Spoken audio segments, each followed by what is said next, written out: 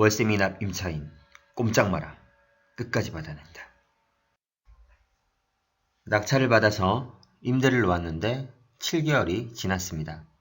처음 월세 계약할 때 왜 슬픈 예감은 틀리지 않는 걸까요?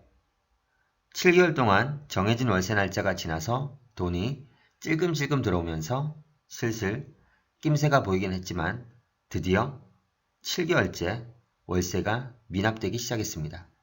임차인의 핑계, 변명, 조금만 더 기다려달라는 반복적인 상황들. 이때 임대인인 저는 가만히 있다면 임차인에게 만만하게 보일 뿐만 아니라 시간이 지나면서 호구가 될 뿐입니다. 호구가 되지 않기 위해서 지금부터 잘 시청해주세요.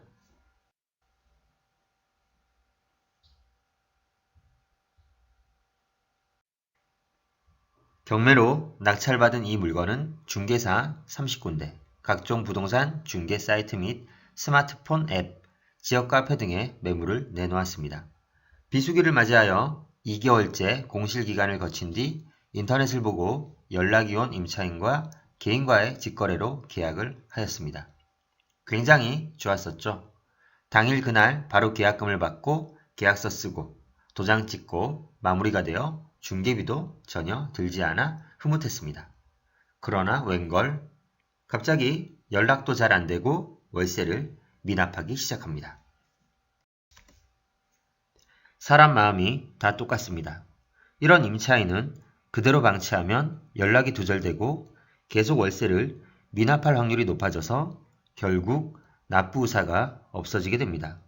이러다가 나중에 그나마 받아놓았던 임차 보증금까지 바닥이 나게 되면 곤란하겠죠. 내가 소유한 물건에 임차인이 월세를 납부하지 않고 있는 상황이라면 곧바로 조치를 취해야 합니다. 세입자의 반복적인 기다려달라는 말에 절대 끌려다니면 안 됩니다. 그렇게 되면 나중에 임대인은 패자가 될 뿐입니다. 따라서 이번 영상에서는 최근 저의 경험에 비추어 월세를 미납하고 있는 골치 아픈 임차인 대처 방법을 살펴보겠습니다. 그리 어려운 방법이 아니고 바로 실행할 수 있는 내용이니 지금부터 잘 들어주세요. 첫 번째, 월세 날짜를 계속 각인시키면서 친절하게 알려주세요. 일단 약속한 날짜에 월세가 들어오지 않으면 바로 연락을 합니다. 전화를 해서 통화를 해도 되고 문자나 카톡을 이용해서 메시지를 보내도 됩니다. 중요한 것은 상대방에게 인지시키는 것입니다. 저 같은 경우 월세 날짜가 하루만 지나도 바로바로 연락을 해서 사장님 안녕하세요. 잘 지내시죠? 월세 입금이 아직 안 되었네요. 입금 부탁드립니다. 이렇게 전화나 메시지를 꼭 남깁니다. 세입자가 입금을 깜빡한 경우는 보통 바로 이체를 해줍니다.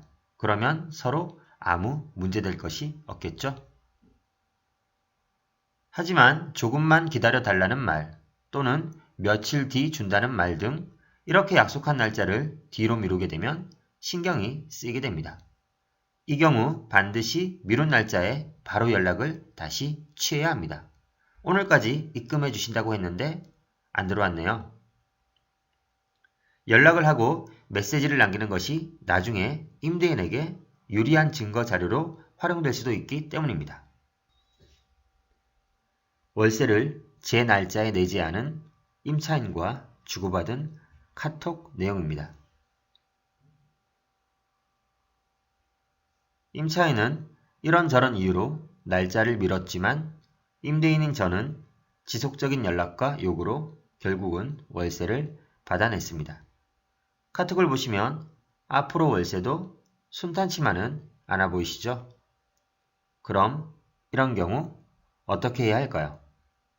월세를 보내라는 계속적인 요구에도 임차인이 여전히 월세를 납부하지 않는다면 두 번째, 공식적인 문서인 내용 증명을 보내야 합니다.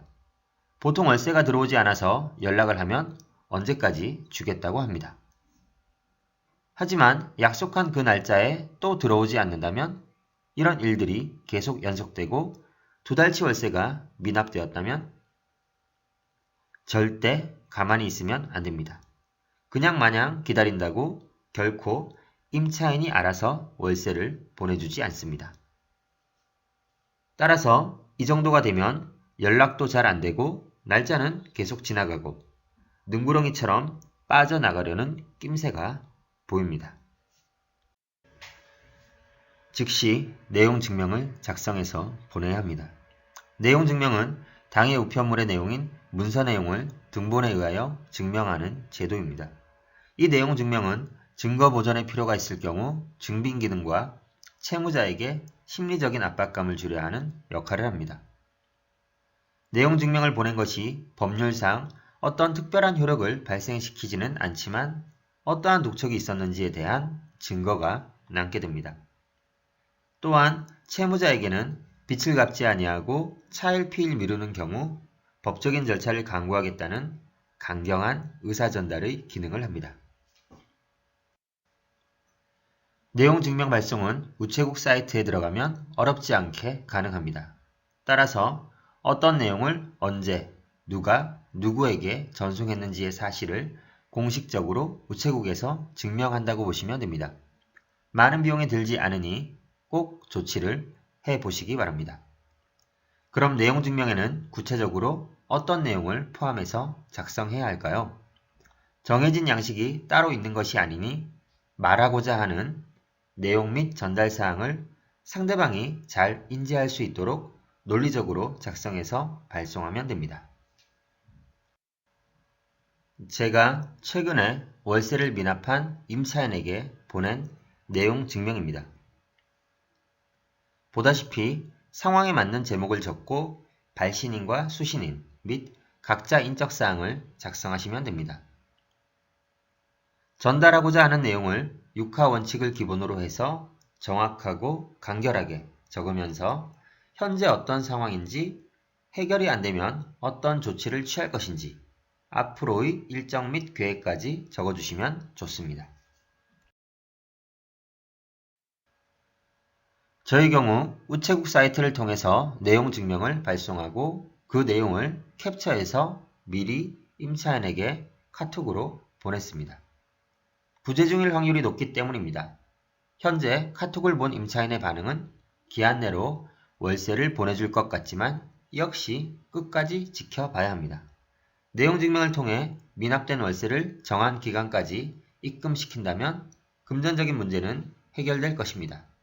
하지만 내용 증명 발송에도 불구하고 월세를 내지 않고 압박이 통하지 않는다면 어떻게 해야 할까요?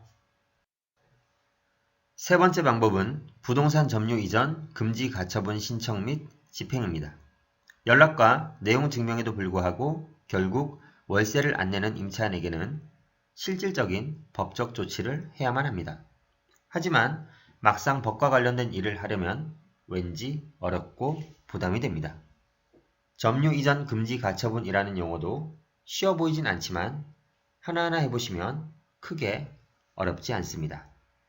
또한 조금의 비용이 들더라도 법무사에게 맡기는 방법도 있으니 너무 스트레스 받지 않도록 해주세요. 점유 이전 금지 가처분을 한번 살펴보면 말 그대로 점유하거나 다른 데로 옮기는 이전을 금지한다는 것입니다. 그리고 가처분은 법원이 행하는 일시적인 명령입니다. 따라서 쉽게 정리하면 임차인 당신이 월세를 내지 않고 있어서 임대인인 나는 손해를 보고 있기 때문에 소송을 통해 법적인 조치를 취할 것이니 임차인에게 내 집에서 도망가지 말고 있어라라는 의미입니다. 법적인 소송을 진행하기 위해서는 시간이 필요하니 그 사이 임차인이 점유를 변경하거나 이전하게 되면 집행이 불가능하기 때문입니다. 결론적으로 간단히 말해서 강제 집행할 때까지 임차인 너 꼼짝 말고 있어라 라고 생각하시면 됩니다. 부동산 점유 이전 금지 가처분 신청은 법원 전자소송 사이트에서 셀프로 가능합니다. 접수하고 비용을 입금하면 끝이 납니다. 특별한 경우가 아니라면 법원에서는 가처분을 받아주는 취지의 인용 결정문을 내줍니다. 이때 담보 제공 명령을 함께 내립니다. 담보 제공 명령을 내리는 이유는 가처분이라는 절차가 임대인의 주장과 서면만으로 법원이 결정을 내리는 심판이기 때문입니다. 즉, 임차인의 얘기는 전혀 듣지 않은 상황에서 한쪽의 주장만으로 인용 결정이 내려지는 것입니다. 임차인이 억울한 상황이라면 예상치 못한 손해를 입히게 된다면 안 되기 때문에 이런 피해를 담보하기 위한 것이라 보면 됩니다. 따라서 부동산 점유 이전 금지 가처분 결정과 함께 임대인인 채권자에게 담보 제공 명령을 내리는 것입니다. 담보는 현금으로 법원에 공탁하는 방법이나 보증보험회사와 지급보증 위탁계약을 맺은 문서를 제출하는 방법이 가능합니다. 보통 후자가 많이 이용되고 이것을 채권자도 더 선호하는 편입니다. 현금으로 공탁을 하게 된다면 나중에 회수해야 하므로 번거롭기 때문입니다. 담보 제공까지 완료되면 결정본이 발송됩니다. 결정본이 도달하면 도달한 날로부터 14일 이내에 집행을 완료해야 합니다. 14일이 경과되면 여태까지 힘들게 접수하고 결정문을 받아낸 것이 무효 처리가 되니 신경을 써야 하겠습니다. 그 다음 집행관 사무실에 점유 이전 금지 가처분 신청서를 접수하고 예납금을 납부하시면 집행 일정이 정해집니다. 일정이 잡히면 집행 날에는 직접 가야 하고 성인 증인 2명이 필요합니다. 문이 잠기고 안에 사람이 없다면 열쇠 기술자도 동반되어야 합니다. 이렇게 강제 집행을 하게 되면 내부로 들어가서 안에 고시문을 부착합니다. 그러면 대부분 이 상황에서 임차인이 반응을 보입니다. 하지만 고시문에도 반응을 보이지 않는다면 부득이하게 강제 집행을 실행할 수밖에 없습니다. 정리하면 부동산 점유 이전 금지 가처분 신청, 담보 제공 명령, 가처분 결정, 강제 집행 순으로 마무리가 됩니다. 저는 이 임차인에게 현재 두 번째 방법인 내용 증명까지 보낸 상태인데 강제 집행까지 가기 전에 잘 마무리되었으면 좋겠습니다. 중요한 핵심은 계속 월세를 미루는 임차인의 말을 믿지 말고 반드시 행동으로 그리고 법적 절차대로 진행하시기 바랍니다. 월세를 미납하는 임차인의 말만 믿고 시간을 보내버리면 나중에는 보증금마저 다 증발해버리게 됩니다. 첫 번째, 두 번째, 세 번째 조치를 참고하셔서 미납된 월세 꼭 받고 해결 잘 하시기 바랍니다. 한 가지 더 혹시나 해서 당부의 말씀을 드립니다. 현재 수많은 주택과 상가에서 월세를 받고 있지만 월세로 속을 썩이는 임차인은 이 영상에 나온 단 한 명입니다. 보통 알아서 꼬박꼬박 월세를 내고 있고 그것이 정상입니다. 따라서 월세를 미납하는 임차인 걱정에 투자를 시작도 하지 않으시려는 생각은 잘못된 마음가짐입니다. 하늘을 봐야 별을 딸 것 아닙니까? 돈을 벌려면 이 정도 노력과 수고는 감수해야 합니다. 경매 투자, 직장, 애기 아빠로서 정신없이 바쁜 생활을 하고 있습니다. 최근에는 낙찰받은 물건이 곧바로 임자를 만나서 매도하게 되었습니다. 따라서 즉각적인 투자금 회수가 가능하여 대출 없이 잔금 납부를 하였고 어쩔 수 없이 셀프로 등기를 진행해 보았습니다. 항상 법무사에게 맡겼었는데 셀프 등기를 해보니 좀 피곤하네요. 좋은 경험을 했지만 다음에는 이 물건 수익에 대해 영상으로 뵙겠습니다. 지금까지 시청해 주셔서 감사합니다.